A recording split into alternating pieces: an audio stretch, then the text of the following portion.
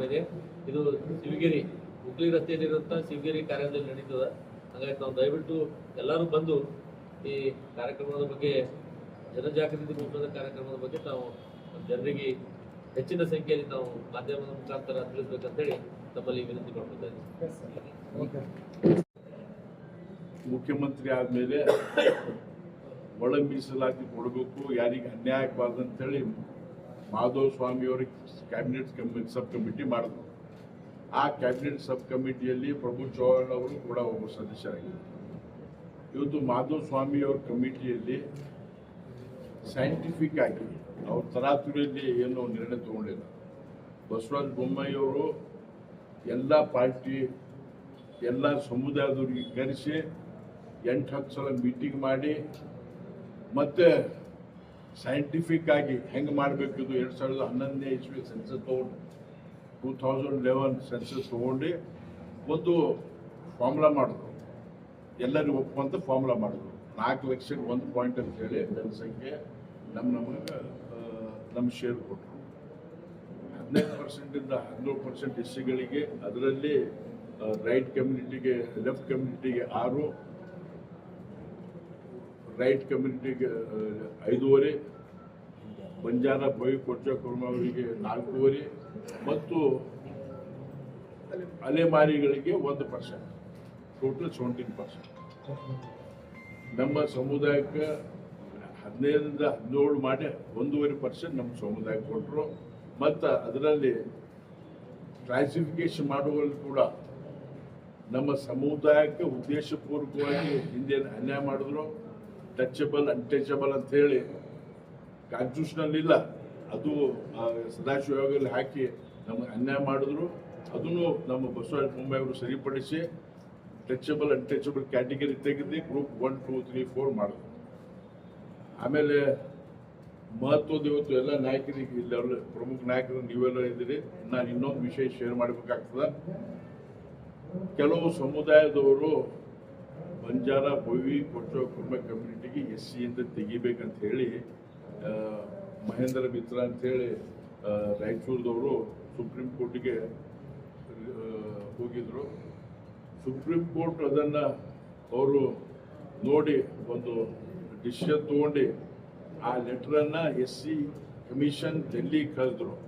ಇವು 4 ಮಂದಿ ಪಿಟಿಷನ್ ಬಂದದ, ಇವನಿಗೆ SCಯಿಂದ ತೆಗಿಬೇಕಂತ ಹೇಳಿ ಇವರು ಹೇಳ್ತಾ ಇದ್ದಾರೆ ಅಂತ ಹೇಳಿ SC ಕಮಿಷನರು ಇಂಟರ್ನ್ ನಮ್ಮ ಚೀಫ್ ಸೆಕ್ರೆಟರಿ ಗೌರ್ಮೆಂಟ್ ಆಫ್ ಕರ್ನಾಟಕಕ್ಕೆ ಬರೆದ್ರು. ಇಲ್ಲಿ ಗೌರ್ಮೆಂಟ್ ಆಫ್ ಕರ್ನಾಟಕಕ್ಕೆ ಬರೆದಾಗ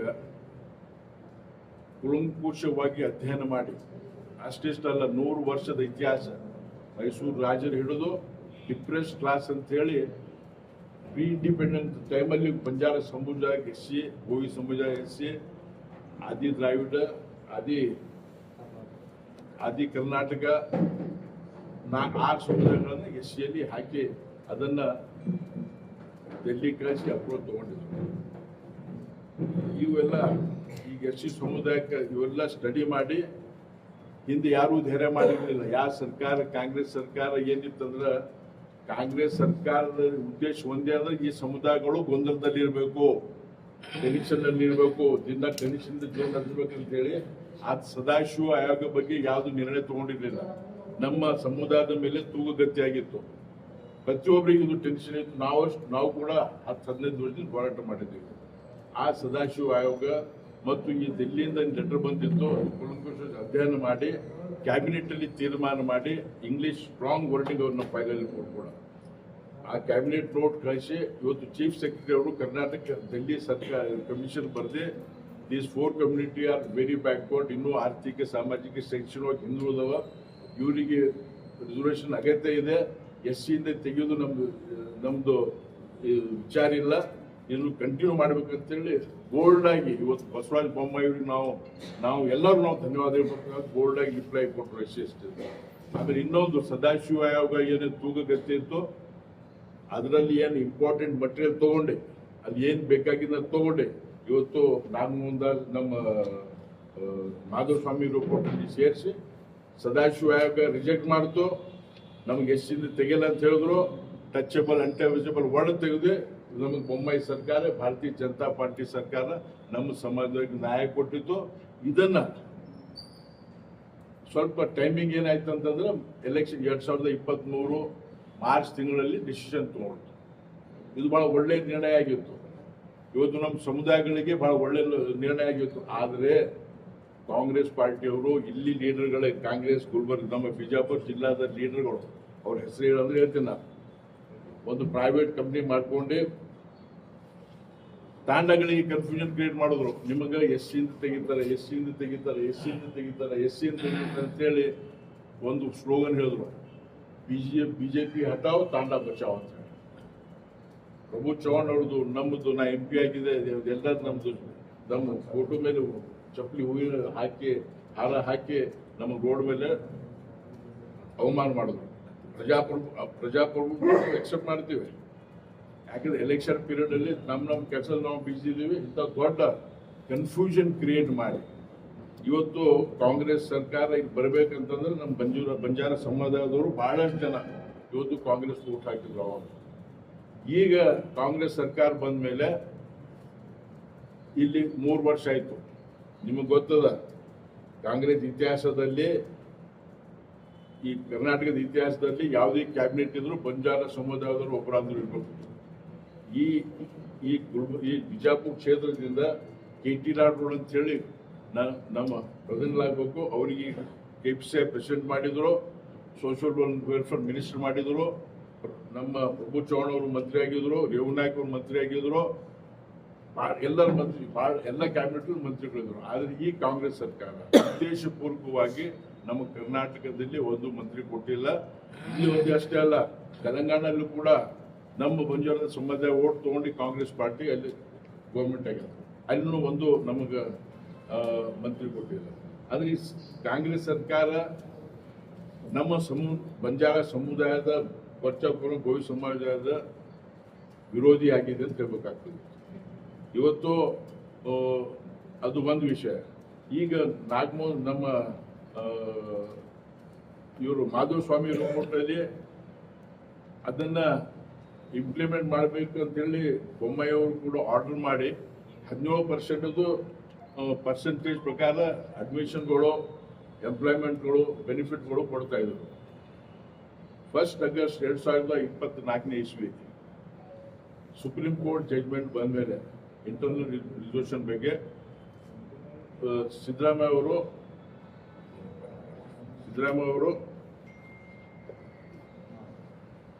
one man commission, Nagamohan Das commission formation ಮಾಡಿದ್ರು.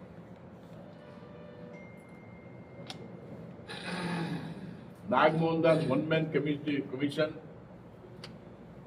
ಆಡ್ ಟೈಮಲ್ಲಿ ಮಾರ್ಚ್ ಏಪ್ರಿಲ್ ತಿಂಗಳಲ್ಲಿ ಅದ್ರ ಬಗ್ಗೆ ಚಂದ್ರಮಾಡು ಮಾತಾಡ್ತಾರೆ. ಕೂತಿ ಎಲ್ಲ ಬಹಳಷ್ಟು ಇನ್ಫಾರ್ಮೇಶನ್ ಕಲೆಕ್ಟ್ ಮಾಡ್ಲಿಕ್ಕೆ ಪ್ರಯತ್ನ ಮಾಡಿದ್ರು. ಸರ್ವೆ ಅಲ್ಲಿ ಇವು ಎಲೆಕ್ಟ್ರಾನಿಕ್ ಗ್ಯಾಜೆಟ್ಸ್ ತಗೊಂಡು ಹೋದ್ರು. ಟ್ರೈನಿಂಗ್ ಕೊಟ್ಟಿವಿ ಅಂತ ಹೇಳ್ತದ, ಎಲ್ಲ ಗೌರ್ಮೆಂಟ್ ಆಫೀಸರ್ಗೆ, ಸ್ಟಾಫ್ಗಳಿಗೆ ಸರಿ ಟ್ರೈನಿಂಗ್ ಕೊಡಲಿಲ್ಲ, ಅವ್ರು ಊರಿಗೆ ಮುಟ್ಲಿಲ್ಲ, ನಮ್ಮ ತಾಂಡ ಜನರು ವಲಸೆ ಹೋಗಿದ್ರು. ಇಂಥ ಪರಿಸ್ಥಿತಿಯಲ್ಲಿ ಯಾವ ಸ್ಟ್ಯಾಟಿಸ್ಟಿಕ್ ತಗೊಂಡು ಅವರು ರಿಪೋರ್ಟ್ ರೆಡಿ ಮಾಡಿದ್ರು, ಸರ್ಕಾರದ ಒತ್ತಡದ ಮೇರೆಗೆ ರಿಪೋರ್ಟ್ ರೆಡಿ ಮಾಡಿದ್ರು. ಆ ರಿಪೋರ್ಟ್ ಪ್ರಕಾರ ಅವರು 4 ಕ್ಯಾಟಗರಿ ಮಾಡಿದ್ರು. ಅಲೆಮಾರಿ ಸ್ವಲ್ಪ ಕೊಟ್ಟರು, ಎಲ್ಲ 4-5 ಕ್ಯಾಟಗರಿಗೆ ಸ್ವಲ್ಪ ಪರ್ಸೆಂಟೇಜ್ಗಳು ಕೊಟ್ಟರು. ಅಲ್ಲಿ ಏನು ಮಾಡಿದ್ರು, ನಮ್ಮ ಸಮುದಾಯಕ್ಕೆ 5% ಕೊಟ್ಟು 59 ಜಾತಿಗಳು ಸೇರಿಸಿದ್ರು. ಅದು ಆದ್ಮೇಲೆ ಅದು ವರದಿ ಸಬ್ಮಿಟ್ ಮಾಡಿದ್ಮೇಲೆ ಸರ್ಕಾರದಲ್ಲಿ ಅಸೆಂಬ್ಲಿಯಲ್ಲಿ ಚರ್ಚೆ ಆಯಿತು, ಡಿಸ್ಕಸ್ ಮಾಡಿದ್ರು. ಇದು ನಮ್ಮ ಈ ವರದಿ ಕೂಡ ಕಂಪ್ಲೀಟ್ ಇಂಪ್ಲಿಮೆಂಟ್ ಮಾಡಲಿಲ್ಲ. ವರದಿಯಲ್ಲಿ ಏನೇನು ಮಟೀರಿಯಲ್ ಇದೆ ಅದು ನಮಗೆ ಗೊತ್ತಿಲ್ಲ. ಆ ವರದಿ ತಗೊಂಡು ನಾಗಮೋಹನ್ ದಾಸ್ ವರದಿ ಸೆಲೆಕ್ಟೆಡ್ ಪಾರ್ಟ್ ಕೊಟ್ಟು ಅದನ್ನ ಇಂಪ್ಲಿಮೆಂಟ್ ಮಾಡ್ತೀವಿ ಅಂತ ಹೇಳಿ ಸರ್ಕಾರ ತಗೊಂಡ್ರು. ಆದ್ರೆ ಅದು ವರದಿ ಇಂಪ್ಲಿಮೆಂಟ್ ಮಾಡಲಿಲ್ಲ. ಸರ್ಕಾರ ಏನ್ ಮಾಡೋದಂದ್ರೆ ಒಂದು ಸಿಂಪಲ್ ಫಾರ್ಮುಲಾ, ನಾನು ಲೇಮ್ಯಾನ್ ಲ್ಯಾಂಗ್ವೇಜ್ ಅಲ್ಲಿ ಹೇಳ್ತೇನೆ. ಮಂದಿ ಕನ್ಫ್ಯೂಷನ್ ಮಾಡ್ಲಿಕ್ಕೆ ನಾವು ಭಾರತೀಯ ಜನತಾ ಪಾರ್ಟಿ 4% ಕೊಟ್ಟಿತ್ತು ಬಂಜಾರ ಕೊರವ ಸಮಾಜ, ಗೋಯಿ ಸಮಾಜಕ್ಕೆ, ಅದಕ್ಕೆ ನಾವು ಜಾಸ್ತಿ ಕೊಡ್ತೀವಿ ಅಂತ ಹೇಳಿ ನಮಗೆ 5% ಕೊಟ್ಟರು. 5%ದಾಗ 5% ಕೊಟ್ಟರು. ಅದಕ್ಕೆ ಏನ್ ಮಾಡಿದ್ರು 63 ಜಾತಿ ಸೇರ್ಸ್ 59 ಜಾತಿ ಸೇರ್ಸಿ 5% ಕೊಟ್ರು. ಮತ್ತೆ ಆ ಅಲೆಮಾರಿದು 1% ತೆಗೆದು ನಮಗ್ ಸೇರಿಸ್ಕೊಟ್ರು. ಇದು ಮಂದಿ ತೋರಿಸ್ಲಿಕ್ಕೆ ನಾವು ಬಿಜೆಪಿ ಸರ್ಕಾರಕ್ಕಿಂತ ನಾವು ಜಾಸ್ತಿ ಪರ್ಸೆಂಟ್ ಕೊಡ್ತೀವಿ ಅಂತ ಹೇಳಿ ಇದು ಒಂದು ನಮ್ಮ ಜನರಿಗೆ ಕನ್ಫ್ಯೂಷನ್ ಮಾಡಿದ್ರು. ಅದು ಆದ್ಮೇಲೆ ಇವತ್ತು ನಮ್ಮ ನಾಗಮೋಹನ್ ದಾಸ್ ವರದಿನೂ ಪೂರ್ತಿ ಇಂಪ್ಲಿಮೆಂಟ್ ಮಾಡಲಿಲ್ಲ. ಇವತ್ತು ಈ ಕಾಂಗ್ರೆಸ್ ಸರ್ಕಾರ ಎಲ್ಲಾ ರೀತಿಯಿಂದ ಇವತ್ತು ನಮಗೆ ಅನ್ಯಾಯ ಮಾಡ್ತಾ ಇದೆ.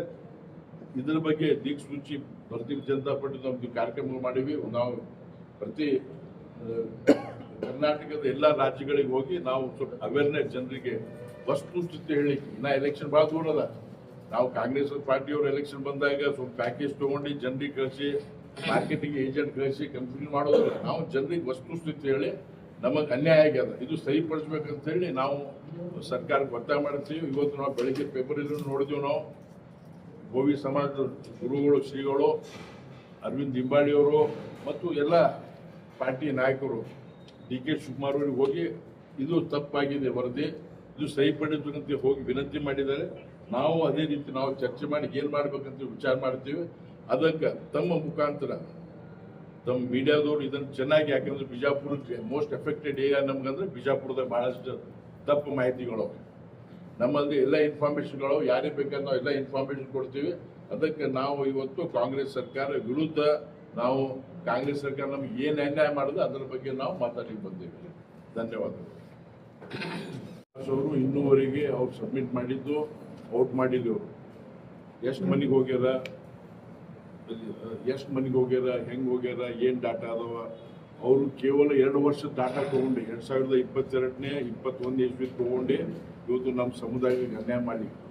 ನಮ್ಮ ಡಿಮಾಂಡ್ ಏನದಂದ್ರೆ ಫುಲ್ ನಾಗಮೋಹನ್ ದಾಸ್ ವರದಿ ಪಬ್ಲಿಷ್ ಆಗು, ಹೊರಗೆ ಹಾಕು. ಎರಡನೇದು, ಒಂದು ವೇಳೆ ಕಾಂಗ್ರೆಸ್ ಸರ್ಕಾರಕ್ಕೆ ಗೊಂದಲ ಇತ್ತಂದ್ರೆ, ಈಗ ಮಾಡ್ಲಿಕ್ಕೆ ತ್ರಾಸ ಇತ್ತಂದ್ರೆ, ತಕ್ಲೀಫ್ ಇತ್ತಂದ್ರೆ, ಈಗ ಸೆಂಟ್ರಲ್ ಗೌರ್ಮೆಂಟ್ ಸೆನ್ಸಸ್ ನಡೀತಾ ಇದೆ, ಜನಗಣತಿ ಚಾಲು ಆಗಿದೆ. ಅದು ಜನಗಣತಿ ಆದ್ಮೇಲೆ ಅದು ಕೂಡ ನೋಡಿ ಅದನ್ನು ಸರಿಪಡಿಸ್ಬೇಕಂತ ನಿಮ್ಮ ಮುಖಾಂತರ ಸರ್ಕಾರಕ್ಕೆ ನಾವು ಒತ್ತಾಯ ಮಾಡ್ತೀವಿ ಅಂತ ಹೇಳಿ ಒಳ್ಳೆ ತಮ್ಮ ಪ್ರಣಾಳಿಕೆಯಲ್ಲಿ ಕೊಟ್ಟಿದ್ರು ಆಶ್ವಾಸನೆ. 2018 ಬೆಳಗಾವಿ ಅಸೆಂಬ್ಲಿಯಲ್ಲೂ ಕೂಡ ಬಹಿರಂಗವಾಗಿ ಕುಮಾರಸ್ವಾಮಿ ಅವರು ಮಾತಾಡಿದ್ರು, ಕಾಂಗ್ರೆಸ್ ಅವರು ಮಾತಾಡಿದ್ರು, ನಾವು ಒಳ ಮೀಸಲಾತಿ ಕೊಡಲಿಕ್ಕೆ ಬದ್ಧ ಇದ್ದೀವಿ ಅಂತ ಹೇಳಿ. ಅದು ಆದ್ಮೇಲೆ ಈ ವಿಷಯ ಪೆಂಡಿಂಗ್ ಉಳಿತು. ಸಂಬಂಧಪಟ್ಟಂತೆ ಎಲ್ಲರೂ ಯಾಕೆ ಒಕ್ಕಟ್ಟಿಲ್ಲ ನೋಡಿ, ಇವತ್ತು ಕಾಂಗ್ರೆಸ್ದವರು ಕೂಡ ಲೀಡರ್ ಅವರು ಹೊರಗೆ ಹೇಳಲಿಕ್ಕೆ ತಯಾರಿಲ್ಲ. ಮೀಸಲಾತಿಯಲ್ಲಿ ರಾಜಕಾರಣ ಮಾಡ್ತಾ ಇದ್ದಾರೆ. ಅಲ್ಲ, ಇಲ್ಲಿ ಕೇಳ್ರಿ, ಅವರು ಮಾಡ್ತಾ ಇಲ್ಲ. ಅವ್ರು ಆದ್ರೆ ನಮಗೆ ಪರೋಕ್ಷವಾಗಿ ನಾವು ಮಾಡ್ರಿ ಅಂತ ಹೇಳಿ ನಮಗೆ ಪ್ರೋತ್ಸಾಹ ಕೊಡ್ತಾರೆ. ಇದು ಬಿಜೆಪಿ ಟಾಸ್ಕ್ ಆಗಿದೆಯಾ ಇದು? ಅದಲ್ಲ ಅಂದ್ರೆ ಅವರಿಗೂ ಅವ್ರ ಪಾರ್ಟಿ ಲೈನಲ್ಲಿ, ಪಾರ್ಟಿ ಒತ್ತಡದಲ್ಲಿ ಅವ್ರು ಹೊರಗೆ ಬರ್ತಾ ಇಲ್ಲ. ಆದ್ರೆ ಇವತ್ತು ಜನರಿಗೆ ಗೊತ್ತಾಗಿದೆ, ಅವ್ರು ಬರ್ತಾ ಇದ್ದಾರೆ. ಈಗ ನಾವು ಆಯ್ತು ತಪ್ಪಾಗಿದೆ ನೀವು ಹೇಳೋದನ್ನ ನಾವು ಒಪ್ಕೋತೀವಿ. ಒಗ್ಗಟ್ಟು ಕೊರತೆ ಇತ್ತು, ಒಗ್ಗಟ್ಟು ಸರಿ ಆಗ್ತದ, ಒಗ್ಗಟ್ಟು ಇದು ಹೊಡಿಲಿಕ್ಕೆ ಮಲ್ಲಿಕಾರ್ಜುನ್ ಖರ್ಗೆ ಕಾರಣ. ಮೇಲೆ ಕರ್ನಾಟಕದಲ್ಲಿ 4 ಕಾಂಗ್ರೆಸ್ ಸೀಟ್ ಕೊಟ್ಟರು MLA. ಖರ್ಗೆ ಅವ್ರ ಫಾರ್ಮುಲಾ ಯಾವ್ದು ಫಿಕ್ಸ್ ಅದವ್ರು. ಯಾಕಂದ್ರೆ ನಾನು ಆ ಪಾರ್ಟಿಲಿ ಅವ್ರ ಸಂಘಟನೆ ಬಂದವರಿದ್ದೇನೆ. 4 ನೀವು 2% ದವ್ರು ಇದ್ದೀರ ಅಂತ ಹೇಳ್ತಾರ ಅವರು. ಮಲ್ಲಿಕಾರ್ಜುನ್ ಖರ್ಗೆ ಏನಂತಾರ, ನೀವು 3% ದವ್ರು ಇದ್ದೀರ ಅಂತ ಹೇಳ್ತಾರ. ಗಂಟಾ ಘೋಷವಾಗಿ ಹೇಳ್ತಾರ ಅವರು. ಆ ಕರ್ನಾಟಕದಲ್ಲಿ 4 ಸೀಟ್ ಪೈಕಿ 2 ಸೀಟು ಬೇಕಂತ ಹೇಳಿ ಕಲಬುರಗಿ ಕೊಟ್ಟರು. ಒಂದೇ ಜಿಲ್ಲಾದಲ್ಲಿ 2 ಕಾಂಗ್ರೆಸ್. ನಾವು ವೆಲ್ಕಮ್ ಮಾಡ್ತೀವಿ, ಎಲ್ಲ ಜಿಲ್ಲಾ ಒಂದೊಂದು ಕೊಟ್ಟು ಅದನ್ನು ವೆಲ್ಕಮ್ ಮಾಡ್ತೀವಿ. ನಮ್ಮ ಸಮುದಾಯ ಹೊಡಿಲಿಕ್ಕೆ ಅವ್ರು ಇಂಟೆನ್ಷನಲ್ಲಿ ಅದು ಮಾಡ್ತಾರೆ. ಅದಕ್ಕೆ ನಾವು ಅದು ರಾಜಕೀಯ ರಣತಂತ್ರ ನೀವು ಬೇರೆ ಕಡೆ ಮಾಡಬಹುದಾಗಿತ್ತು. ಆದ್ರೆ ನಿಮ್ಮ ಸಮುದಾಯ ಒಗ್ಗಟ್ಟಿಲ್ಲ ಅನ್ನೋದು ಮೀಸಲಾತಿಯಲ್ಲಿ ರಾಜಕಾರಣ ಮಾಡ್ತಾ ಇದೀರಿ ಅಂತಕ್ಕಂಥ ಪ್ರಶ್ನೆ ಅವ್ರದ್ದು. ಇಲ್ಲ, ಮೀಸಲಾತಿಯಲ್ಲಿ ರಾಜಕಾರಣ ಆಗ್ತಾ ಇಲ್ಲ, ಆಗಲ್ಲ. ಅವ್ರು ಬಹಳಷ್ಟು ಜನ ನಮ್ಮ ಸೇಡಂ ಅಲ್ಲಿ, ಚಿತ್ತಾಪುರಲ್ಲಿ ಕಾಂಗ್ರೆಸ್ದವ್ರು ಕೂಡ, ಅವರು ಲೀಡರ್ ಕೂಡ ನಮಗೆ ಜಾಯಿನ್ ಆಗಿ ಸಪೋರ್ಟ್ ಮಾಡಿದ್ದಾರೆ. ಜನಜಾಗೃತಿ ಮೂಡಿಸುವ ನಿಟ್ಟಿನಲ್ಲಿ ಲೆಟ್ ಮಿ ಕಂಪ್ಲೀಟ್ ಸರ್. ಜನಜಾಗೃತಿ ಮೂಡಿಸ್ತಾ ಇದ್ರಲ್ಲ, ಇದು ಮೀಸಲಾತಿ ಕೊಡ್ತಾ ಇದ್ದಿತ್ತು. ಎಷ್ಟು ತಾಂಡಗಳಿಗೆ ಭೇಟಿ ಕೊಟ್ಟಿದ್ದೀರಿ? ಈಗ ಬಿಜಾಪುರದಲ್ಲಿ ಒಂದು 50ರಿಂದ ಉಮೇಶ್ ಸರ್ ಈಗಾಗಲೇ ನಾವು ಗುಲ್ಬರ್ಗ, ಬೀದರ್, ಯಾದಗಿರಿಯಲ್ಲಿ ಮುಗಿಸ್ಕೊಂಡಿದ್ದೀವಿ. ಇವತ್ತು ಅಭಿಯಾನ ಶುರು ಮಾಡ್ತಾ ಇದ್ದೀವಿ. ಇವತ್ತಿಂದ ನಾವು ಶುರು ಮಾಡ್ತೀವಲ್ಲ. ಯಾಕಂದ್ರೆ ಸ್ಥಳೀಯರು ಇಲ್ಲಿ ಬಹುತೇಕವಾಗಿ ಬಿಜೆಪಿಗರೇ ಮಾತ್ರ ಇದ್ದಾರೆ. ಇನ್ನುಳಿದ ನಿಮ್ಮ ಸಮುದಾಯದ ತಾಂಡಗಳಲ್ಲಿ ಕಳೆದ ಬಾರಿ ಏನು ಯಡಿಯೂರಪ್ಪನವ್ರ ಕಾಲದಲ್ಲಿ ಏನಾಗಿತ್ತಲ್ಲ ಘಟನೆಗಳು, ನೀವು ಹೇಳಿದ್ರಲ್ಲ ಈಗ ತಾಂಡ ಬಚಾವ್, ಬಿಜೆಪಿ ಹಟಾವ್ ತಾಂಡ ಬಚಾವ್ ಅಂತಕ್ಕಂಥದ್ದು, ಅದು ಆಗಲಿಕ್ಕೆ ಪ್ರಮುಖವಾಗಿ ನೀವೇ ಕಾರಣೀಭೂತರು ಅನ್ನೋ ದೃಷ್ಟಿಕೋನದಲ್ಲೆಲ್ಲ ಹೇಳಿರ್ತಕ್ಕಂಥದ್ದು. ಅದನ್ನ ನೀವು ಯಾವ ರೀತಿ ಇಲ್ಲಿ ಮನಸ್ಸು ಬದಲಾಯಿಸ್ತೀರಿ? ನೋಡಿ, ನಾವು ಅವ್ರ ಎಲೆಕ್ಷನ್ ತಲೆಗಿಟ್ಕೊಂಡು ತಲಾತುರಿಯಲ್ಲಿ ಎಲ್ಲ ಮೆಥಡ್ ಯೂಸ್ ಮಾಡ್ಯಾರ. ನಾವು ಜನರಿಗೆ ಇದ್ದಿದ್ದನ್ನು ಫ್ಯಾಕ್ಟ್ ಹೇಳಿ ಅವ್ರಿಗೆ ಕನ್ವಿನ್ಸ್ ಮಾಡಿ ಅವ್ರ ನಿರ್ಣಯಕ್ಕೆ ಹೊರತು ಹೇಳ್ತೀವಿ. ನಾವು ಅದು ತಪ್ಪು ಮಾಡ್ಯಾರ, ಅದು ಹೇಳಿಕ್ಕೆ ಈಗಾಗಲೇ ನಮ್ಮ ಟೀಮ್ ತಂಡಗಳಾಗ್ಯಾವ. ಈಗಾಗಲೇ ನಾವು 2-3 ದಿನದಿಂದ ಅನ್ಅಫಿಷಿಯಲ್ ಎಲೆಕ್ಷನ್ ನಡೀತಾ ಇದೆ. ಇದನ್ನು ಇವ್ರ ಮಹೇಂದ್ರ ನಾಯಕ್ ಅವ್ರ ನೇತೃತ್ವದಲ್ಲಿ ಇನ್ನೂ ಆಗ್ತಾ ಇದೆ. ಇದನ್ನು ನಾವು ಎಲ್ಲ ಪ್ಲಾನ್ ಮಾಡಿ ಪ್ರೋಗ್ರಾಮ್ ಮಾಡಿ ಹೋಗ್ಬೋದು. ಅಲ್ಲ, ಒಂದು ಬಿಜೆಪಿ ಟಿಕೆಟು ಇಲ್ಲಿವರೆಗೆ MP ಟಿಕೆಟು ಇಲ್ಲಿ ಯಾರಿಗೂ ಕೊಟ್ಟಿಲ್ಲ. ಆಮೇಲೆ ಬಿಜೆಪಿ ಕಾಂಗ್ರೆಸ್ಸೇ ಹೆಚ್ಚಿನ ಟಿಕೆಟು ಬಂಜಾರ ಸಮುದಾಯಕ್ಕೆ ಕೊಟ್ಟಿರ್ತಕ್ಕಂಥದ್ದು. 5 ಲಕ್ಷ ಸಮುದಾಯ ಇದ್ರೂ ಕೂಡ ನೀವು ಇಲ್ಲಿವರೆಗೆ ಒಂದು MP ಆರಿಸ್ತರದಾಗಿಲ್ಲ. ನೀವು ಮೀಸಲಾತಿ ಕುರಿತಾಗಿ ಕೇಳ್ತಾ ಇದ್ದೀರಿ. ಇಲ್ಲಿ ಜನರ ಪ್ರಶ್ನೆಯಾಗಿದೆ ಇದು. ಇಲ್ಲಿ ಕೇಳಿ, ಇಲ್ಲಿ ಜನರಿಗೆ ನಾನು ಧನ್ಯವಾದ ಹೇಳ್ತೇನೆ. ನಮಗೆ 3 ಸಲ ಟಿಕೆಟ್ ಕೊಟ್ಟಾರ ಹಿಂದೆ, ಕಾಂಗ್ರೆಸ್ನವರು ಕೊಟ್ಟಿದ್ದಾರೆ ಹಿಂದೆ. ಆಮೇಲೆ 2 ಸಲ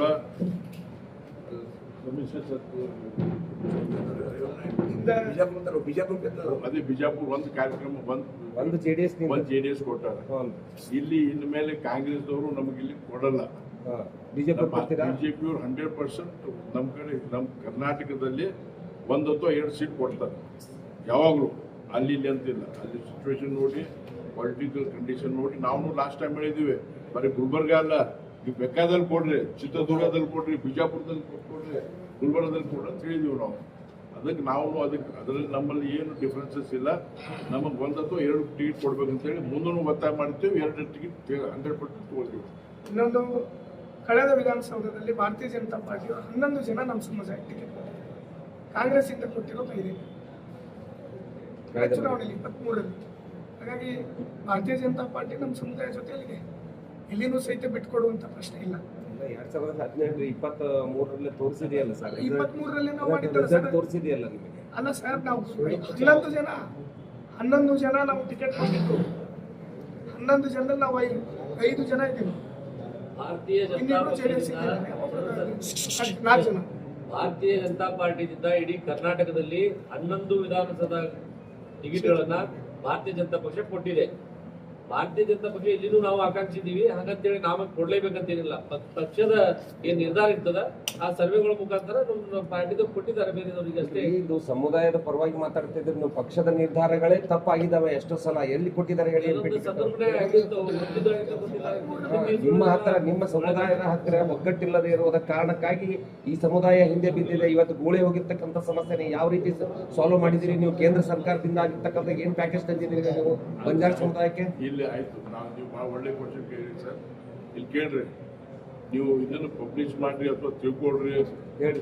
ನಾವು ಗುಲ್ಬರ್ಗದಲ್ಲಿ ನಾನು MP ಆದಮೇಲೆ ಇವತ್ತು ನಾವು ಮೆಗಾ ಟೆಕ್ಸ್ಟೈಲ್ ಪಾರ್ಕ್ ಕಲಬುರಗಿಯಲ್ಲಿ ಶುರು ಮಾಡಿದ್ದೀವಿ, only for migrant workers.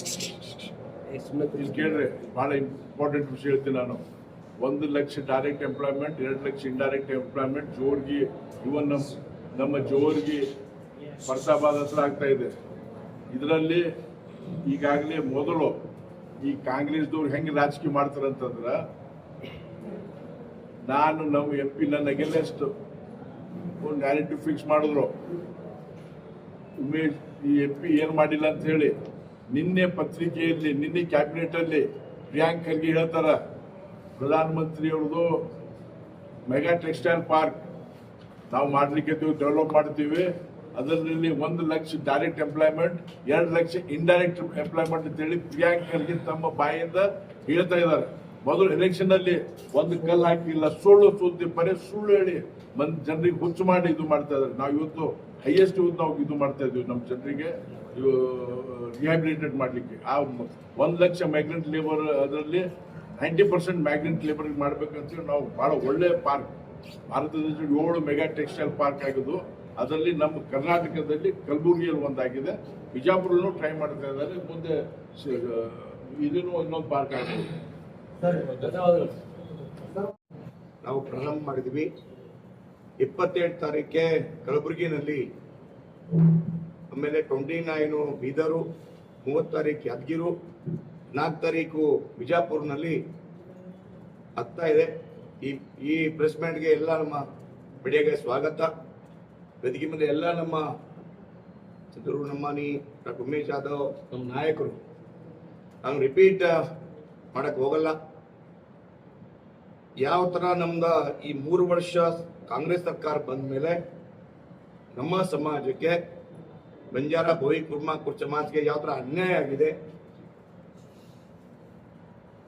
MBBSಗೆ admission ಆಗ್ತಾ ಇಲ್ಲ, ಮೆಡಿಕಲ್ ಅಡ್ಮಿಷನ್ ಆಗ್ತಾ ಇಲ್ಲ, ಮೊರಾರ್ಜಿ ದೇಸಾಯಿನಲ್ಲಿ ಹಾಸ್ಟೆಲ್ನಲ್ಲಿ ಅಡ್ಮಿಷನ್ ಆಗ್ತಾ ಇಲ್ಲ, ಇನ್ನರಿಂಗ್ ಅಡ್ಮಿಷನ್ ಆಗ್ತಾ ಇಲ್ಲ. ಈ ತರ ಅನ್ಯಾಯ ನಮ್ಮ ಸಮಾಜಕ್ಕೆ ಕಾಂಗ್ರೆಸ್ ಸರ್ಕಾರ ಮಾಡಿದ್ದಾರೆ.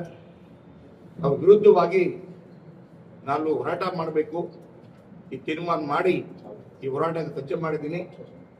ಈ ಬಂಜಾರ ದಿಗಸೂಚಿ ಈ ಹೆಸರು ಇದೆ.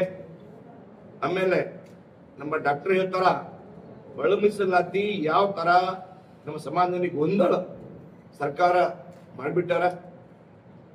ಆಮೇಲೆ ನಾವು ಈ ಸದ್ಯ ಸಮೀಪವಾಗಿ ನಾವೆಲ್ಲ ಕಡೆ ಹೋಗ್ತಾ ಇದ್ದೀವಿ.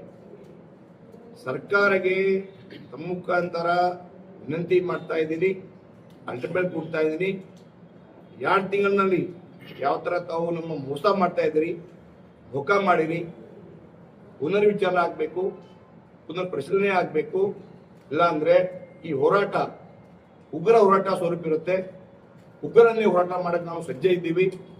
ನಾವು ಯಾವ ತರ ಅಂದ್ರೆ ಜರೂರತ್ ಆದ್ರೆ ರೈಲ್ವೆ ಕೂಡ ಮಾಡ್ತೀವಿ, ನ್ಯಾಷನಲ್ ಹೈವೇ ಕೂಡ ಮುತ್ತಿಗೆ ಹಾಕ್ತೀವಿ, DC ಆಫೀಸ್ಗೆ ಕೂಡ ಮುತ್ತಿಗೆ ಹಾಕ್ತೀವಿ, ಸಮಾಜ ಕಲ್ಯಾಣಕ್ಕೆ ಕೂಡ ಮುಕ್ತೆ ಹಾಕ್ತೀವಿ. ಈ ತರ ನಾನು ಪ್ಲಾನ್ ಮಾಡ್ತಾ ಇದ್ದೀನಿ. ಫಸ್ಟ್ ನಾನು ಸರ್ಕಾರಕ್ಕೆ ಮನವಿ ಇದೆ, ತಾವು ಯಾವ ತರ ನಮ್ಗೆ ಮೋಸ ಮಾಡಿದಿರಿ, ವಂಚನೆ ಮಾಡಿದಿರಿ, ಅನ್ಯಾಯ ಆಗ್ತಾ ಇದೆ, ಅಡ್ಮಿಷನ್ ಆಗ್ತಾ ಇಲ್ಲ.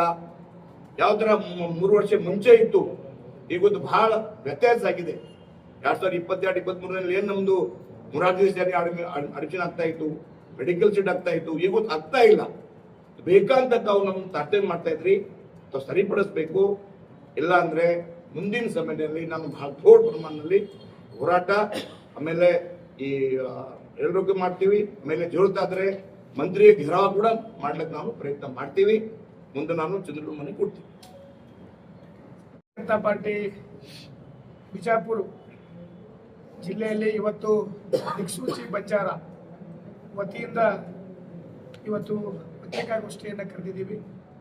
ಎಲ್ಲ ಪತ್ರಿಕಾ ಮಾಧ್ಯಮದವರಿಗೂ ಸಹಿತ ನಮಗೆ ಸ್ವಾಗತವನ್ನು ಕೋರುತ್ತಾ, ವೇದಿಕೆ ಮೇಲೆ ಆಸೀನರಿರುವಂಥ ಎಲ್ಲ ಗಣ್ಯಮಾನ್ಯರಿಗೂ ಮತ್ತು ಇಲ್ಲಿ ಸೇರಿದಂಥ ಎಲ್ಲ ನಮ್ಮ ಬಿಜಾಪುರದ ಹಿರಿಯರಿಗೂ ಸಹಿತ ಸ್ವಾಗತವನ್ನು ಕೋರುತ್ತಾ, ನಮಗೆಲ್ಲರಿಗೂ ಗೊತ್ತಿದೆ ಕಾಂಗ್ರೆಸ್ ಸರ್ಕಾರ ಬಂದ ನಂತರ 3 ವರ್ಷ ಆಗಿದೆ.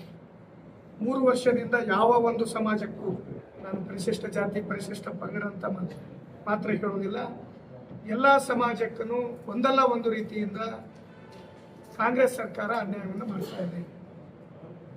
ತಾವೆಲ್ಲ ನೋಡಿದ್ದೀವಿ, ಸಚಿವರಾಗಿರ್ಬೋದು, ಹಿಂದಿರುವಂಥ ಮುಖ್ಯಮಂತ್ರಿಗಳಾಗಿರ್ಬೋದು, ಎಲ್ಲರೂ ಸಹಿತ ಉತ್ತರ ಕೊಟ್ಟಿದ್ದೇನೆಂದ್ರೆ, ಯಾಕೆ ನೇಮಕಾತಿ ಆಗ್ತಿಲ್ಲ ಅಂದರೆ ಒಳ ಮೀಸಲಾತಿ ಐತಿ, ಒಳ ಮೀಸಲಾತಿ ಗದ್ದಲ ಇದೆ, ನಾವು ನೇಮಕಾತಿ ಮಾಡ್ಕೊಳಕ್ ಆಗ್ತಿಲ್ಲ ಅನ್ನೋ ಉತ್ತರಗಳನ್ನು ನಾವೆಲ್ಲರೂ ಸಹಿತ 3 ವರ್ಷದಿಂದ ಕೇಳ್ತಾ ಇದ್ದೀವಿ. ಇದನ್ನು ಬಗೆಹರಿಸಲಿಕ್ಕೆ 3 ವರ್ಷ ಬೇಕಾಗಿತ್ತಾ ಅನ್ನೋದು ಒಂದು ಕ್ವಶನ್, ಅಥವಾ ಬಗೆಹರಿಸಕ್ಕೆ ಆಗಲಿಲ್ಲ ಅನ್ನೋದು, ಅಥವಾ ರಾಜ್ಯ ಸರ್ಕಾರದಲ್ಲಿ ಕಾಂಗ್ರೆಸ್ ಸರ್ಕಾರದಲ್ಲಿ ದುಡ್ಡಿಲ್ಲ ಅಂತ ಹೇಳಿ ಈ ಒಳ ಮೀಸಲಾತಿ ಮೇಲೆ ಹಾಕಿ ಹೋಗ್ತಾ ಇರೋದನ್ನ ನಾವೆಲ್ಲ ನೋಡ್ತಾ ಇದ್ದೀವಿ. ಈ ಸರ್ಕಾರ ದಿವಾಳಿ ಆಗಿರೋದ್ರಿಂದ ಈ ಮೀಸಲಾತಿಗಳು ನಡೀತಾ ಇಲ್ಲ, ಈ ನೇಮಕಾತಿಗಳು ನಡೀತಾ ಇಲ್ಲ. ಆಲ್ರೆಡಿ ರಾಜ್ಯ ಸರ್ಕಾರಕ್ಕೆ ಬಿಸಿ ಮಟ್ಟುವಂಥ ಕೆಲಸವನ್ನು ಧಾರವಾಡದಲ್ಲಿರುವಂಥ ವಿದ್ಯಾರ್ಥಿಗಳ ಸಂಘ ಆಲ್ರೆಡಿ 2-3 ಬಾರಿ ಹೋರಾಟಗಳನ್ನು ಮಾಡಿ ಏನು ಸರ್ಕಾರಕ್ಕೆ ಮುಟ್ಟಿಸಬೇಕಾಗಿತ್ತು, ಬಿಸಿ ಮುಟ್ಟಿಸಬೇಕಾಗಿತ್ತು, ಅದನ್ನು ಬಿಸಿ ಮುಟ್ಟಿಸಿದ. ತಮಗೆಲ್ಲರಿಗೂ ಗೊತ್ತಿರುವ ಹಾಗೆ ಏನು ಒಳ ಮೀಸಲಾತಿ ವಿಷಯವಾಗಿ ಸದಾಶಿವ ಆಯೋಗ ಈ ಸಮಾಜದ ಮೇಲೆ, ಬಂಜಾರ ಬೋವಿ ಕೊರಚ ಕೊರಮದ ಮೇಲೆ ಒಂದು ಕಣ್ಣನ್ನು ಇಟ್ಟಿತ್ತು. ಇದನ್ನು ಜಾರಿಗೆ ಮಾಡಬೇಕು, ಈ ಸಮಾಜಗಳನ್ನು ಅನ್ಯಾಯ ಮಾಡಬೇಕಂತ ಹೇಳಿ ಅಂದು ಸದಾಶಿವ ಆಯೋಗ 15% ಪರಿಶಿಷ್ಟ ಜಾತಿ ಅಂದರೆ 101 ಜಾತಿಗಳಿಗೆ ಎಡ ಬಲ ಬಂಜಾರ ಬೋವಿ ಕೊರಚ ಕೊರಮ ಅಂತೇಳಿ ಮತ್ತು ಅಲೆಮಾರಿಗಳಿಗೆ ತಾವು ಒಂದು ನಿರ್ದಿಷ್ಟವಾದ ಒಂದು ಪರ್ಸೆಂಟೇಜನ್ನು ನೀಡಿತ್ತು.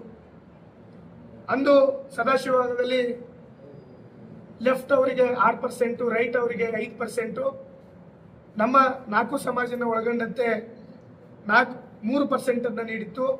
1% ಅಲೆಮಾರಿಗಳನ್ನು ಸಪರೇಟ್ ಆಗಿನೇ ಮಾಡಿತ್ತು. ಅಂದು ಇದು ನಮಗೆ ಅನ್ಯಾಯ ಆಗಿದೆ ಅಂತ ಹೇಳಿ ಭಾರತೀಯ ಜನತಾ ಪಾರ್ಟಿ ಸರ್ಕಾರಕ್ಕೆ ಮನವಿಯನ್ನು ಮಾಡಿಕೊಂಡಾಗ ಹೋರಾಟಗಳ ಮುಖಾಂತರ ಭಾರತೀಯ ಜನತಾ ಪಾರ್ಟಿ ಸರ್ಕಾರದ ಅಂದು ಏನು ಮುಖ್ಯಮಂತ್ರಿಗಳಾಗಿದ್ದರು ಬಸವರಾಜ ಬೊಮ್ಮಾಯಿ ಸಾಹೇಬರು ಇದನ್ನು ಸರಿಪಡಿಸಬೇಕು ಅಂತ ಹೇಳಿ ಏನು ಸ್ವಾತಂತ್ರ್ಯ ಬಂದ ನಂತರ ಅಂಬೇಡ್ಕರ್ ಅವರು ಡಾಕ್ಟರ್ BR ಅಂಬೇಡ್ಕರ್ ಅವರು ಕೊಟ್ಟಂತ ಮೀಸಲಾತಿ ಏನಿತ್ತು ತದನಂತರ ಹೆಚ್ಚಿಗೆ ಮಾಡಿದಂಥದ್ದು ಈ ಪರಿಶಿಷ್ಟ ಜಾತಿ ಪರಿಶಿಷ್ಟ ಪಂಗಡದವರಿಗೆ ಯಾರಾದರೂ ಹೆಚ್ಚಿಗೆ ಮಾಡಿದಾರಪ್ಪ ಅಂದ್ರೆ ಅಂದು ಭಾರತೀಯ ಜನತಾ ಪಾರ್ಟಿಯ ಸರ್ಕಾರ ಬಸವರಾಜ ಬೊಮ್ಮಾಯಿ ಸಾಹೇಬರು ಪರಿಶಿಷ್ಟ ಜಾತಿಯವರಿಗೆ 17% ಅನ್ನು ಮಾಡಿದ್ರು, ಅಂದ್ರೆ 2% ಇನ್ಕ್ರೀಸ್ ಅನ್ನು ಮಾಡಿದ್ರು. ತದನಂತರ ಪರಿಶಿಷ್ಟ ಪಂಗಡದವರಿಗೆ 3 ಇದ್ದಂಥದ್ದನ್ನ 4 ಹೆಚ್ಚಿಗೆ ಮಾಡಿ 7% ಅನ್ನ ನೀಡಿದ್ರು. ಅಂದು ಈ ಸಮಾಜಗಳಿಗೆ ಅನ್ಯಾಯ ಆಗಿದೆ ಅಂತ ಹೇಳಿ ಅವತ್ತಿನ ದಿನ ಮಧುಸ್ವಾಮಿ ವರದಿಯನ್ನ ಮಾಡಿ ಅವತ್ತು ಏನು ಲೆಫ್ಟ್ ಸಮುದಾಯಕ್ಕೆ 6 ಕೊಟ್ಟರು, ರೈಟ್ ಸಮುದಾಯಕ್ಕೆ 5.5 ಕೊಟ್ಟರು, ನಮ್ಮ ಸಮುದಾಯಗಳಿಗೆ ಏನು ಬೋವಿ ಕೊರಚ ಕೊರಮ ಬಂಜಾರ ಸಮುದಾಯಕ್ಕೆ 4.5% ಅನ್ನು ಕೊಟ್ಟು ಅಲೆಮಾರಿಗಳಿಗೆ 1% ಅನ್ನು ನೀಡಿದರು. ತದನಂತರ ಈ ಸರ್ಕಾರ ಕಾಂಗ್ರೆಸ್ ಸರ್ಕಾರ ಬಂದ ಕೂಡಲೇನ ಅದೇನು ದ್ವೇಷ ಮಾಡಬೇಕಾಗಿತ್ತೋ ಏನೋ ಗೊತ್ತಿಲ್ಲ, ಈ ಏನು ಪರಿಶಿಷ್ಟ ಜಾತಿಗಳು SC ST ಅವರಿಗೆ ಅನ್ಯಾಯ ಮಾಡುವ ಒಂದು ಉದ್ದೇಶವನ್ನು ಇಟ್ಕೊಂಡೇ ಒಂದು ಮಧುಸ್ವಾಮಿ ಜಸ್ಟಿಸ್ ನಾಗಮೋಹನ್ ದಾಸರ ವರದಿಯನ್ನು ಮಾಡಲಿಕ್ಕೆ ತಯಾರಿಯನ್ನು ಮಾಡಿದರು. ಅಂದು ಜಸ್ಟಿಸ್ ನಾಗಮೋಹನ್ ದಾಸರ ವರದಿಯ ಒಂದು ಸರ್ವೆಗಳು ನಡೆಯುವಂಥ ಸಮಯದಲ್ಲಿ ನಾವು ಜಸ್ಟಿಸ್ ನಾಗಮೋಹನ್ ದಾಸರಿಗೆ ಹೋಗಿ ಖುದ್ದಾಗಿ ಭೇಟಿಯಾಗಿ ಏನು ನೀವು ಮಾರ್ಚ್ ಏಪ್ರಿಲ್ ಮೇ ತಿಂಗಳಲ್ಲಿ ಸರ್ವೆ ಮಾಡಬೇಕಂತ ಮಾಡ್ತಾ ಇದ್ದೀರಿ, ಅಂದು ಬೇಡ, ನಮ್ಮ ಸಮುದಾಯ ಎಲ್ಲೋ ದುಡಿಲಿಕ್ಕೆ ಹೋಗ್ತಾರೆ, ಗೋವಾ ಮಹಾರಾಷ್ಟ್ರ ಇನ್ನು ಕೇರಳ ಮಂಗಳೂರು ಆ ಕಡೆ ಎಲ್ಲ ದುಡಿಲಿಕ್ಕೆ ಹೋಗ್ತಾರೆ, ದಯವಿಟ್ಟು ಆ ಸಮಯದಲ್ಲಿ ಮಾಡಬೇಡಿ, ಮುಂದೆ ಬರುವಂಥ ಜೂನ್ ಜುಲೈ ತಿಂಗಳಲ್ಲಿ ಮಾಡ್ರಿ, ನಾವು ಅದಕ್ಕೆ ಸಹಕಾರ ಕೊಡ್ತೀವಿ, ನಮ್ಮವ್ರು ಯಾರು ಇಲ್ಲ ಅಂತ ಕೇಳಿಕೊಂಡ್ರು ಸಹಿತ ಅಂದು ಅದನ್ನು ಯಾವುದೇ ಸರ್ಕಾರನೂ ನಮಗೆ ಅವಕಾಶ ಮಾಡಿಕೊಡ್ಲಿಲ್ಲ. ಜಸ್ಟಿಸ್ ನಾಗಮೋಹನ್ ದಾಸರು ಸಹಿತ ಅದಕ್ಕೆ ಅವಕಾಶ ಮಾಡಿಕೊಡ್ಲಿಲ್ಲ. ಆ ವರದಿಯಲ್ಲಿ ಬಹಳಷ್ಟು ನ್ಯೂನತೆಗಳು ಇದ್ದು ಅವತ್ತು ಏನು 26 ಎಂಪರಿಕಲ್ ಡಾಟಾಗಳನ್ನು ತಗೊಂಡು ನಾಗಮೋಹನ್ ದಾಸರ ವರದಿಯನ್ನು ಕೊಟ್ಟರು. ಆ ವರದಿಯಲ್ಲಿ ತಾವೆಲ್ಲ ನೋಡಿದಿರಿ. ಆ ವರದಿಯಲ್ಲಿ ನಮ್ಮ ಸಮುದಾಯ ಬಲ ಸಮುದಾಯಕ್ಕಿಂತ ಕೆಳಗಡೆ ಇರುವಂಥದ್ದು, ನಮ್ಮ ಬಂಜಾರ ಬೋವಿ ಕೊರ್ಚ ಸಮಾಜ ರೈತ ಸಮುದಾಯಕ್ಕಿಂತ ಕೆಳ ಹಂತಕ್ಕಿದ್ರು. ಅದರಲ್ಲಿ 26 ಎಂಪರಿಕಲ್ ಡಾಟಾದಲ್ಲಿ ಏನವರು ಡಾಟಾಗಳನ್ನು ತಗೊಂಡಿದ್ರು, ಅದರಲ್ಲಿ 18-19 ಪ್ಯಾರಾಮೀಟರ್ಗಳು ನಮ್ಮ ಬಂಜಾರ ಬೋವಿ ಕೊರಚ ಕೊರಮ ಸಮುದಾಯ ಕೆಳ ಹಂತದಲ್ಲಿ ಇದ್ರು ಸಹಿತ ನಮಗೆ ಅಂದು ಅನ್ಯಾಯವನ್ನು ಮಾಡಿದರು. ಆ ಏನು ಜಸ್ಟಿಸ್ ನಾಗಮೋಹನ್ ದಾಸರ ವರದಿ ಪ್ರಕಾರ ಏನು ಲೆಫ್ಟ್ ಅವರಿಗೆ 6% ಕೊಟ್ಟರು, ಅವತ್ತು ರೈಟ್ ಅವರಿಗೆ 5% ಕೊಟ್ಟರು, ನಮಗೆ ನಮ್ಮ 4 ಸಮುದಾಯಕ್ಕೆ 4 ಕೊಟ್ಟರು, ಅಲೆಮಾರಿಗಳಿಗೆ 1% ಅನ್ನು ಕೊಟ್ಟರು, ಮತ್ತೆ ಉಳಿದಂಥ ADAK ಆದಿ ಆಂಧ್ರ ಅಂತ ಹೇಳಿ ಅವರಿಗೆ 1% ಅನ್ನು ಸಪರೇಟ್ ಆಗಿ ನೀಡುವಂಥದ್ದನ್ನು ಮಾಡಿದರು. ಅವತ್ತು ಇದೆಲ್ಲ ತಪ್ಪು, ಭಾಳಷ್ಟು ನ್ಯೂನತೆಗಳಿದ್ದಾವೆ, ಈ ವರದಿಯನ್ನು ಸರಿಪಡಿಸ್ಬೇಕಂತೇಳಿ ನಾವು ಸರ್ಕಾರ ಕೇಳ್ಕೊಂಡಾಗ ಅಂದು ಮತ್ತೆ ಏನು ಸರ್ಕಾರ ಅದನ್ನು ತಮ್ಮದೇ ಆದಂಥ ರಾಜಿ ಮೀಟಿಂಗಲ್ಲಿ ಹಿಂದೆ ಮಧುಸ್ವಾಮಿ ವರದಿಯನ್ನು ಕೊಡುವಂಥ ಸಮಯದಲ್ಲಿ ಮಧುಸ್ವಾಮಿ ವರದಿಯನ್ನು ಸರ್ಕಾರ ಭಾರತೀಯ ಜನತಾ ಪಾರ್ಟಿ ಒಪ್ಪಿಕೊಂಡು ಚಾಲನೆ ಮಾಡುವಂಥ ಸಮಯದಲ್ಲಿ ಪಕ್ಷಾತೀತವಾಗಿ ಸಭೆಯನ್ನು ಕರೆದು ಬಸವರಾಜ ಬೊಮ್ಮಾಯಿ ಸಾಹೇಬರು ಎಲ್ಲರನ್ನ ವಿಶ್ವಾಸಕ್ಕೆ ತಗೊಂಡು ಯಾವ್ಯಾವ ಸಮುದಾಯಗಳಿಗೆ ಅನ್ಯಾಯ ಆಗಿದೆ ಅವರೆಲ್ಲವನ್ನು ಸಹಿತ ಕೇಳಿಕೊಂಡು ಒಂದು ಒಳ್ಳೆಯ ರೀತಿಯ ಒಳ ಮೀಸಲಾತಿಯನ್ನು ಘೋಷಣೆ ಮಾಡಿದರು. ಆದರೆ ಈ ಸರ್ಕಾರ ಬಂದ ಮೇಲೆ ನಾಗಮೋಹನ್ ದಾಸರ ವರದಿ ಬಂದ ಮೇಲೆ ತಮಗೆ ಬೇಕಾದಂಥ ಸಮುದಾಯಗಳನ್ನ ಕರೆದ್ರು ಹೊರತು ಬಂಜಾರ ಬೋವಿ ಕೊರಚ ಕೊರಮ ಸಮುದಾಯಗಳ ಜೊತೆಯಲ್ಲಿ ಒಂದು ಸಲನೂ ಸಹಿತ ಸಭೆ ಮಾಡಲಿಲ್ಲ. ತದನಂತರ ಅದನ್ನು ಕ್ಯಾಬಿನೆಟಲ್ಲಿ ತರುವಂಥ ಸಮಯದಲ್ಲಿ ಒಳ ಮೀಸಲಾತಿಯನ್ನು ಏನು ನಾಗಮೋಹನ್ ದಾಸರ ವರದಿಯನ್ನು ತಗೊಂಡು ಅದರಲ್ಲಿ 3 ಪಂಗಡಗಳನ್ನು ಮಾಡಿದರು. ಲೆಫ್ಟ್ ಸಮುದಾಯಕ್ಕೆ 6 ಕೊಟ್ಟರು, ರೈಟ್ ಸಮುದಾಯಕ್ಕೆ 6 ಕೊಟ್ಟು ನಮ್ಮ ಸಮುದಾಯ ನಾವೆಲ್ಲ ಅಂದ್ಕೊಂಡಿದ್ವಿ ಏನೀಗ ಆಲ್ರೆಡಿ ಜಾಧವ್ ಸರ್ ಹೇಳ್ದಂಗೆ ನಮ್ಮ ಸಮುದಾಯಕ್ಕೆ 5 ಕೊಡ್ತಾರ, 4 ಕೊಟ್ಟಂಥ ಸಮಯದಲ್ಲಿ ನಮ್ಮ ಸಮುದಾಯ ಎದುರಿಗೆ ಬಿದ್ದು ಏನು ಮಾಡಿದ್ರು ಅಂದರೆ ಎಲ್ಲ ತಾಂಡಗಳಲ್ಲಿ ಏನು ಮಾಡಿದ್ರು, ತಾಂಡ ಬಚಾವ್ ಬಿಜೆಪಿ ಹಟಾವ್ ಅಂತೇಳಿ ಆಂದೋಲನ 23 ಚುನಾವಣೆಯಲ್ಲಿ ಮಾಡಿದ್ರು. ಹಾಗಾಗಿ ನಾವೆಲ್ಲರೂ ಭರವಸೆ ಇಟ್ಕೊಂಡಿದ್ವಿ, 4 ಊರಿಗಿಂತ ಕಾಂಗ್ರೆಸ್ ಸರ್ಕಾರ ಒಂದು 5 ಮಾಡುತ್ತಾ, 5 ಊರಿಗೆ ಕೊಡುತ್ತಾ, ಈ ಸಮುದಾಯಕ್ಕೆ ಅನ್ಯಾಯ ಮಾಡಲ್ಲ ಅಂತ ಅಂದ್ಕೊಂಡ್ರೆ, ಅಂದು ಆ ಬಿಲ್ ಬಂದಾಗ ನಾವು ನೋಡಿದ್ದು ಆಶ್ಚರ್ಯಪಟ್ಟಿದ್ದೇನೆಂದ್ರೆ, ಸರ್ಕಾರ ಮಾಡಿದ್ದು ಒಳ ಮೀಸಲಾತಿ ಮಾತ್ರ.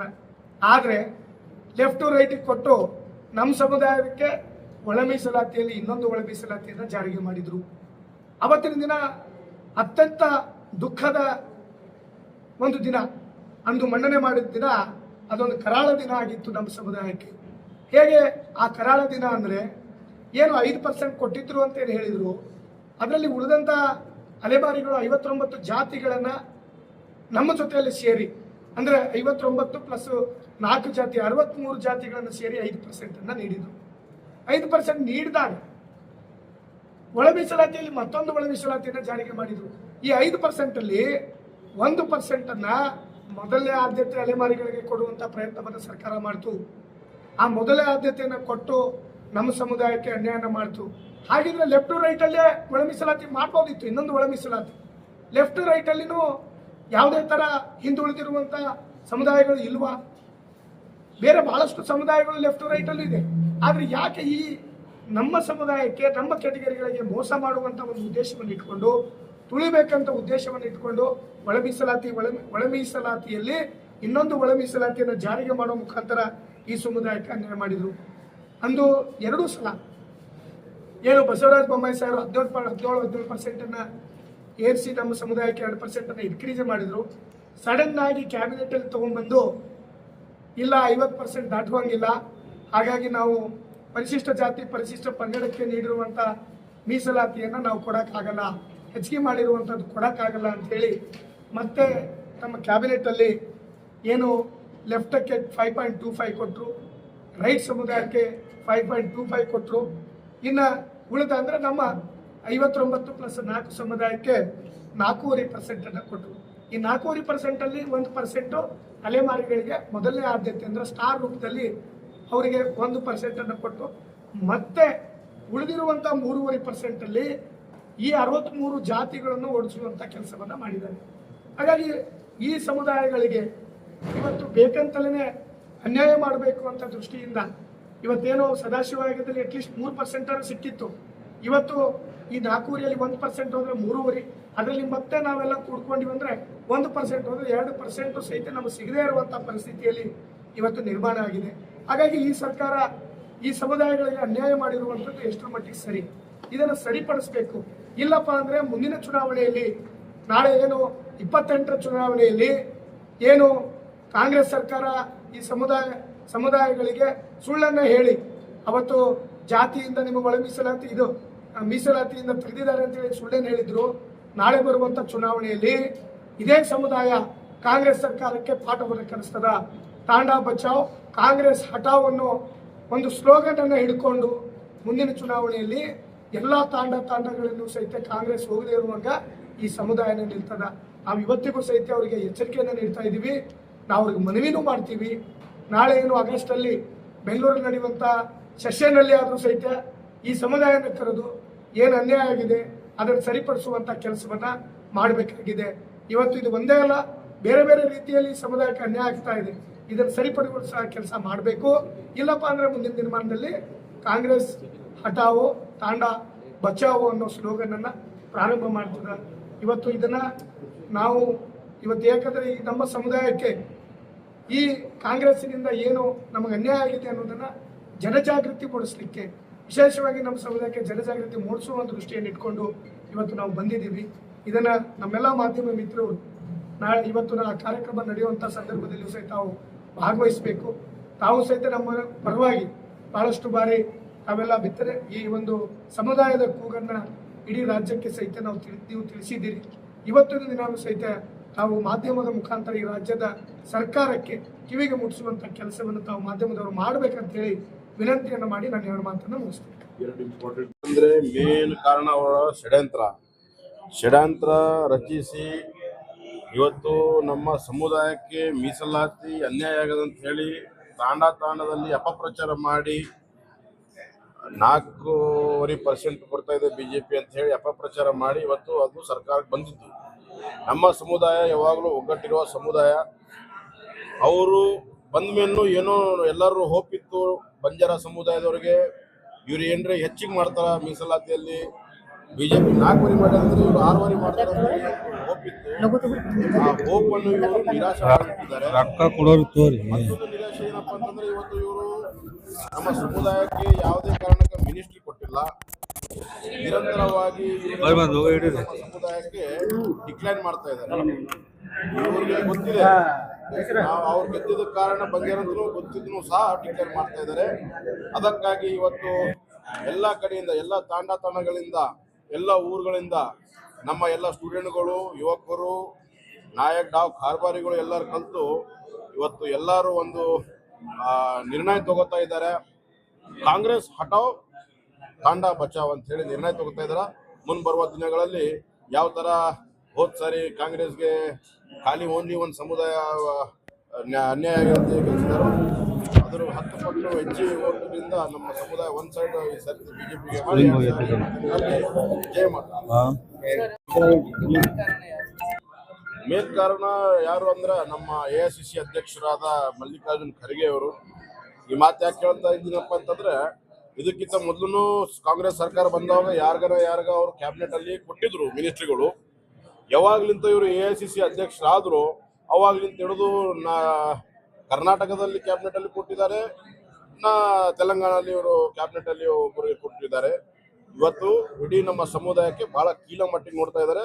ಇದು ರಾಹುಲ್ ಗಾಂಧಿ ಮತ್ತು ಅನ್ಯ ಬೇರೆ ಬೇರೆ ದೊಡ್ಡ ಯಾರು ನಾಯಕರಾದಾರ ಇವ್ರು ಅರ್ಥ ಮಾಡ್ಕೋಬೇಕು. ಇದು ದ್ವೇಷದ ಕಾರಣ ರಾಜಕೀಯ ಮಾಡ್ತಾ ಇದ್ದಾರೆ ಖರ್ಗೆ ಅವರು ಅಂತೇಳಿ ತಿಳ್ಕೊಂಡು ಅವರು ಮುನ್ನೆಚ್ಚರಿ ಆಗ್ಬೇಕು. ಸರ್, ಇದು ನೀವು ಹೇಳುವ ಮಾತಿಗೆ ನೀವು ಆರೋಪ ಮಾಡ್ತಾ ಇದ್ದೀರಲ್ಲ, ಈ ಆರೋಪಕ್ಕೆ ನೀವು ಖರ್ಗೆ ಅವರಿಗೆ ಏನ್ ಹೇಳ್ಬೇಕಂತ? ಖರ್ಗೆ ಅವ್ರಿಗೆ ಇದೇ ಹೇಳಕ್ ಇಷ್ಟಪಡ್ತೀನಿ. ನೀವು 9 ಸರಿ ನಮ್ಮ ಗುರುಮಿಟ್ಕಲ್ ಮತಕ್ಷೇತ್ರದಿಂದ MLA ಆಗಿದ್ರಿ, 1 ಸರ್ತಿ ಚಿತ್ತಾಪುರದಿಂದ ಆಗಿದ್ರಿ. ನಿಮ್ಮ ಮೆಜಾರಿಟಿ ವೋಟ್ ನಾವೇ ಹಾಕಿದ್ದು ಬಂಜಾರ ಸಮುದಾಯದವರು. ಆದರೆ ತಾವು ಇವತ್ತು ನಿಮ್ಮ ಮಗ ಮುಂದೆ ನಾವು ಎಲ್ಲರೂ ಸ್ಟ್ರಾಂಗ್ ಆಗಿ ನಿಂತೀವಿ ಅಂತ ಹೇಳಿ ನೀವು ಪರಿವಾರ ರಾಜಕಾರಣಕ್ಕೋಸ್ಕರ ನೀವು ಏನ್ರ ನಮ್ಮ ಸಮುದಾಯಕ್ಕೆ ತುಳಿಯೋ ಪ್ರಯತ್ನ ಮಾಡಿದ್ರೆ ಇದರಲ್ಲಿ ನೀವು ಸಕ್ಸಸ್ ಆಗಲ್ಲ. ಒಂದ್ ವೇಳೆ ಅವ್ರು ತಿಳ್ಕೊಳಿಕಂದ್ರೆ ನೀವು ಮುಂದೆ ಅವ್ರು ತಿಳ್ಕೊಳಿಕಂದ್ರೆ ಅವರು 100% ಬುತ್ತಿ ಕಟ್ಕೊಂಡು ಮನೆಗೆ ಹೋಗ್ಬೇಕು.